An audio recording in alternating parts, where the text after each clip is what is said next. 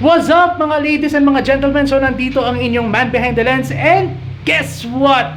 So nakawala tayo ngayon sa Tagaytay City and I am here now sa Imus. Wow!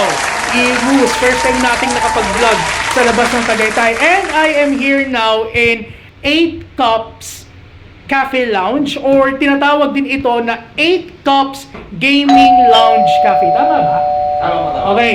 8 Cups Gaming Lounge Cafe. So sa nakikita nyo naman, talagang hindi lang siya coffee shop, parang it will be entertaining para sa lahat ng mga cafe hoppers na pupunta rito. Yan, pwede kayong maglaro ng billiards. Yan, nakikita nyo. Pwede kayong maglaro ng billiards at meron ding game hub doon. So sa lahat ng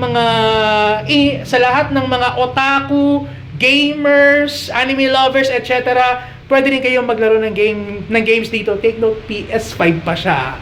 So, ngayon, we are also going to try some of their coffees. Parang meron din silang isang pangmalakasang bestseller dito. At syempre, itatry din natin yung kanilang mga food, mga meal na i-offer nila sa atin. Kaya, order na tayo? Oh, ayan, Sir Maverick.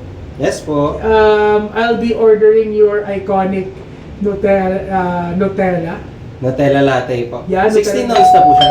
Yeah, 16 ounce na. Then, tayo? Garlic parmesan ako for rice meals. Gusto niyo po i-try yung bago namin sa for summer. May summer promo menu lang. ka. Ano yan? Summer. Meron siya ice cream on top. Up 20 pesos lang po. Alin yun? Siya? Sa Nutella po. Sa ibabaw. For sure! Sige, let's grab that. For the sake of uniqueness. Sige, for the sake of uniqueness. So, Nutella latte with ice cream, Ice cream on on top. top. Then, of course, for dessert. So, crinkles on the side tayo. Okay. Okay.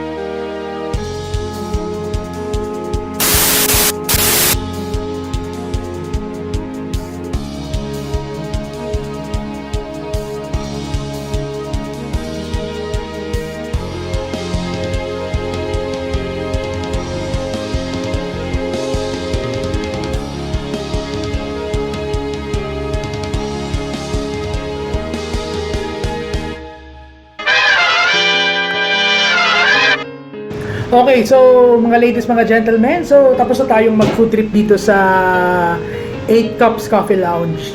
So ngayon, kung re-reviewin ko yung mismong lugar, grabe yung approach ng aesthetics, panalong panalo. So hindi ka lang makakapag-coffee dito, pero at the same time, may entertain ka pa. Bakit? Kagaya ng nasabi ko kanina sa intro, may game hub doon kung saan pwede kang maglaro ng PS5. Then, meron din ditong billiard hall kung saan pwede ka rin maglaro ng billiard. So, sabi nga ni Mabs, nung owner ng cafe, talagang nag-enjoy daw yung mga customers nila every time na nagpupunta sila dito. Sabi pa nga niya, na-appreciate ng girl customers yung aesthetics ng lugar. Then at the same time, sa boys naman, na-enjoy nila yung entertainment na nabibigay ng cafe na to. So, maaliwalas din, peaceful din tumambay sa outer area ng cafe. So, if ever gusto mong mag-relax, mag-reminisce, pwedeng-pwede doon. So, for the entire place, nako po, sinasabi ko na sa inyo, I'll be giving you 10/10. Pangalawa, so sa mga natikman nating food, unahin natin yung chicken parmesan.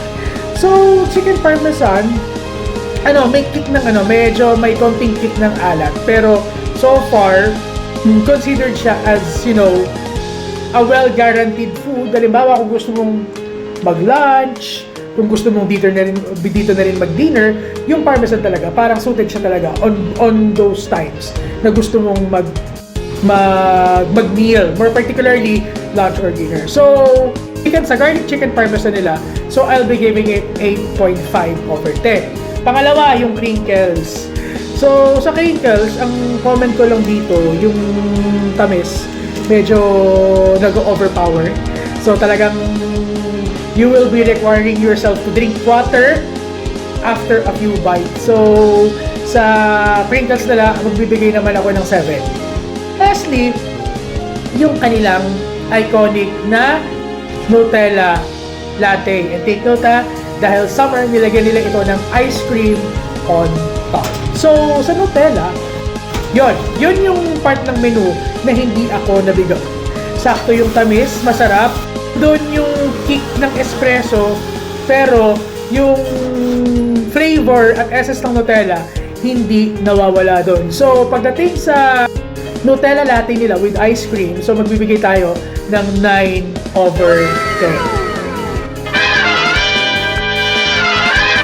So, ayan mga ladies, mga gentlemen. So, ayan na po ang overall review natin dito sa 8 Cups Coffee Lounge dito sa Imus. So, malayo-layo, no?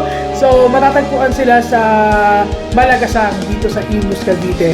And for those people, lalong-lalo na yung mga tipong gustong ma-entertain habang nagkakape, ladies and gentlemen, this is the perfect place for you. So, for those people who want to explore more coffee shops in Cavite, isa na sa mai-recommend ko ngayon ang 8 Cups Coffee Lounge. Okay? So, ayan, mga ladies, mga gentlemen, dyan na po tayo nagtatapos sa ating vlog ngayon. So, I'll keep you posted.